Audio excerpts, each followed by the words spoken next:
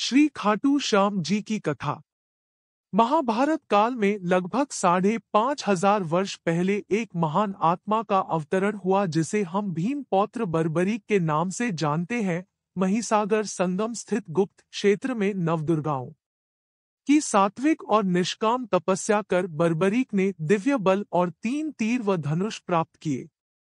कुछ वर्ष उपरांत कुरुक्षेत्र में उपलब्ध नामक स्थान पर युद्ध के लिए कौरव और पांडवों की सेनाएं एकत्रित हुई।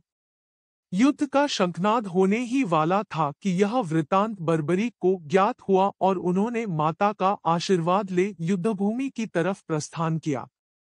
उनका इरादा था कि युद्ध में जो भी हारेगा उसकी सहायता करूंगा। भगवान श्री कृष्ण को जब यह वृतांत ज्ञात हुआ तो उन्होंने सोचा कि ऐसी स्थिति में युद्ध कभी समाप्त नहीं होने वाला। अतः उन्होंने ब्राह्मण का वेश धारण कर बर्बरीक का मार्ग रोककर उनसे पूछा कि आप कहाँ प्रस्थान कर रहे हैं।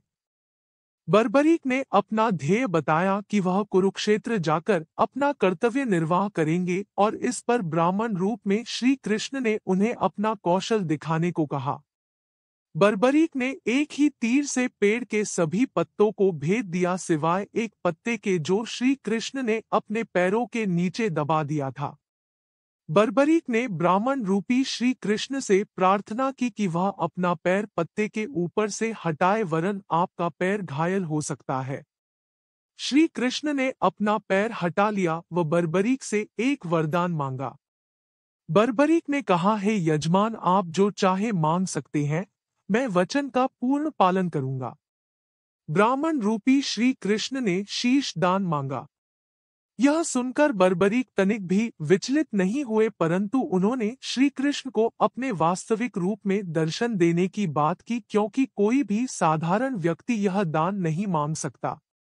तब श्री कृष्ण अपने वास्तविक रूप में प्रकट हुए।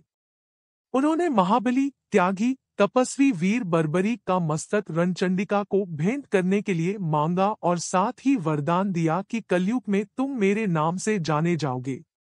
मेरी ही शक्ति तुम में निहित होगी। देवगण तुम्हारे मस्तक की पूजा करेंगे। जब तक यह पृथ्वी, नक्षत्र, चंद्रमा तथा सूर्य रहेंगे तब तक तुम लोगों के द्वारा मेरे श्री श्याम रूप में पूजनीय रहोगे। मस्तक को अमृत से सींचा और अजर अमर कर दिया। मस्तक ने संपूर्ण महाभारत का युद्ध देखा एवं युद्ध के निर्णायक भी रहे। युद्ध के बाद महाबली बर्बरीक कृष्ण से आशीर्वाद लेकर अंतर्ध्यान हो गए। बहुत समय बाद कलयुग का प्रसार बढ़ते ही भगवान श्याम के वरदान से भक्तों का उद्धार करने के लिए वह खाटू में चमत्कारी रूप से प्रकट हुए। एक गाय घर जाते समय रास्ते में एक स्थान पर खड़ी होकर चारों थनों से दूध की धाराएं बहाती थी। जब ग्वाले ने यह दृश्य देखा तो सारा वृत्तांत भक्त नरेश, खंडेला के राजा, को सुनाया। राजा भगवान का स्मरण कर भाव विभोर हो गया।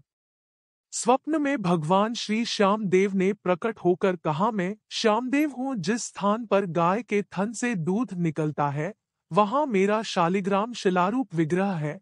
खुदाई करके विधि विधान से प्रतिष्ठित करवा दो। मेरे इस शिला विग्रह को पूजने जो खाटू आएंगे उनका सब प्रकार से कल्याण होगा। खुदाई से प्राप्त शिलारूप विग्रह को विधिवत शास्त्रों के अनुसार प्रतिष्ठित कराया गया। चौहान राजपूतों में नर्बदार कंवर हुई है जिन्होंने इस विग्रह को आतताइयों के विध्वंस से बचाने हेतु झोपड़े में रखा एवं सेवा पूजा की। औरंगजेब के शासनकाल में पुराने मंदिर का विध्वंस हो गया तथा उसके बाद जहां भगवान श्री श्यामदेव का विग्रह प्रतिष्ठित किया गया वह आज भी विद्यमान है, जहां देश के सभी कोनों से श्याम प्रेमी पूजा अर्चना एवं दर्शनार्थ आते हैं। अब नर्मदा कंवर के खानदान के ही चौहान राजपूत पुजारी हैं। जय श्री श्याम।